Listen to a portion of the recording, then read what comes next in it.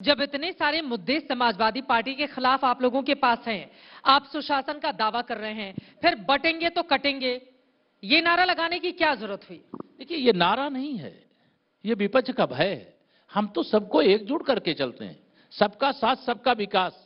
मेरे प्रधानमंत्री श्री नरेंद्र मोदी जी ने कहा था, मुझे याद है जब हम 2017 में ऐतिहासिक विजय कई 5 राज्यों में प्राप्त किए थे, तो उन्होंने ये कहा था केंद्रीय कार्यालय से देश भर के कार्यकर्ताओं को संबोधित करते हुए कि जिन लोगों ने हमें वोट दिया है हमें उनका भी ख्याल रखना है, और जिन लोगों ने हमें वोट नहीं दिया है हमें उनका भी ख्याल रखना है, और विकास की संपूर्ण योजनाओं का लाभ बिना भेदभाव के हम देने का काम किए हैं। इसलिए हम तो सबको जोड़ करके चलते हैं। मैं सवाल करना चाहता हूं श्री अखिलेश यादव जी और इनके मित्र राहुल गांधी जी से, क्या केवड़िया में जो देश भर के सरदार पटेल जी के राष्ट्र के प्रति योगदान का सम्मान करते हुए लौह संग्रह करके विश्व की सबसे ऊंची प्रतिमा बनाई गई, श्रीमती सोनिया गांधी जी, श्री राहुल गांधी जी, श्रीमती प्रियंका वाड्रा जी, श्री अखिलेश यादव जी, या इनमें से कोई नेता उनके चरणों में पुष्पांजलि करने के लिए गया है क्या? राष्ट्रीय एकता दिवस ये भाजपा का एकता दिवस है, ये तो उस राष्ट्र के महानायक के प्रति आदर और सम्मान प्रकट करने का काम है। और ऐसे मामले में भी विरोध। वो लोग तो अयोध्या भी नहीं गए हैं दर्शन के लिए, लेकिन अयोध्या की जनता ने तो उनको अपना आशीर्वाद दे दिया, उन पर ज्यादा भरोसा किया आप लोगों के मुकाबले। देखिए, जीते हैं, उनको विजय मिली है, हम इसको स्वीकार करते हैं, वहां हमारी जीत नहीं हुई है, लेकिन गुमराह करके इन्होंने बहुत वोटरों को गुमराह करके बरगला करके कुछ सफलता प्राप्त की है।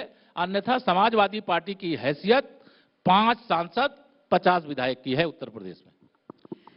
यूपी लोकसभा में हार के क्या कारण रहे?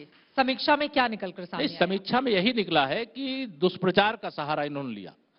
तमाम अंतर्राष्ट्रीय शक्तियां जो भारत को बढ़ते हुए नहीं देखना चाहते, उनको मालूम है कि माननीय नरेंद्र मोदी जी के नेतृत्व वाला भारत विकसित भारत बनेगा। माननीय नरेंद्र मोदी जी के नेतृत्व वाला भारत 5वीं अर्थव्यवस्था से 3री अर्थव्यवस्था बनेगा।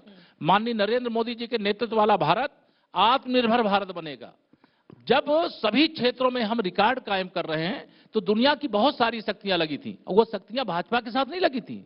भाजपा ना जीते, मोदी जी देश के प्रधानमंत्री ना बने, इसके लिए लगी थी और इनके पीछे लगी थी। उसका बहुत कुछ हम लोगों को मालूम है, लेकिन अब इनको विजय मिल गई है। इतनी बड़ी भी विजय नहीं मिली है कि यह इतना अहंकार पैदा हो जाए, लेकिन उस विजय की हवा यानी गुब्बारे में हवा जो भरी थी हरियाणा से निकलना शुरू हो गई। अभी महाराष्ट्र में निकलेगी, झारखंड में निकलेगी, यूपी के उपचुनाव में निकलेगी। अरे कब तक आप सामने वाली पार्टी को ही बताते रहेंगे कि उनकी वजह से हम हार गए? खुद की गलती भी स्वीकार करेंगे या नहीं करेंगे? हमें स्वीकार है। हम तो बीजेपी के भीतर क्या गुटबाजी की स्थिति थी? आप तो खुलकर बोलते हैं केशव प्रसाद मौर्य जी, अपनी सरकार के खिलाफ ही हम लोगों ने कई बार देखा है बेबाक तरीके से आप अपनी राय रखने के लिए जाने जाते हैं। बीजेपी के भीतर क्या वो एकजुटता की कमी महसूस की जा रही थी? कुछ चेहरे आगे बढ़ रहे थे जिसको लेकर पार्टी बहुत असहज थी। बहुत सारी बातें हैं ना, ये सब संविधान बदल देंगे, ये वाले बयान भी आपकी पार्टी के कई नेताओं की ओर से दिए गए, तो सारा ठीकरा विपक्ष पे क्यों फोड़ना? संविधान बदलने का देखिए क्या हुआ, ये नैरेटिव जो सेट किया विपक्ष ने, आरक्षण में कोई बेईमानी नहीं हुई है उत्तर प्रदेश के अंदर, देश के अंदर, और जहां बेईमानी हुई है उसकी जो अधिकारी गड़बड़ की हैं उनके खिलाफ सख्त से सख्त कदम उठाए गए हैं, कार्रवाई की गई है, और हर जो आरक्षण के अधिकारी हैं जो जिनको मिलना चाहिए वो दिया गया है, देश में भी, प्रदेश में भी, और आगे भी दिया जाएगा।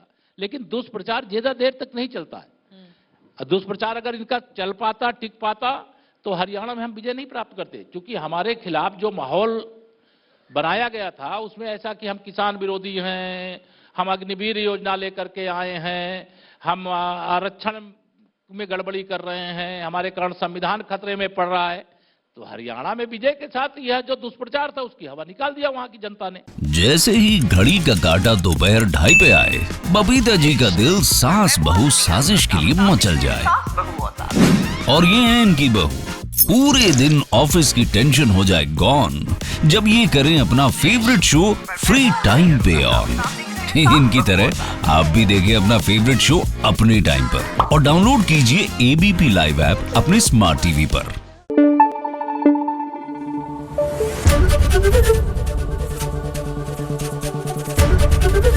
ABP न्यूज आपको रखे आगे।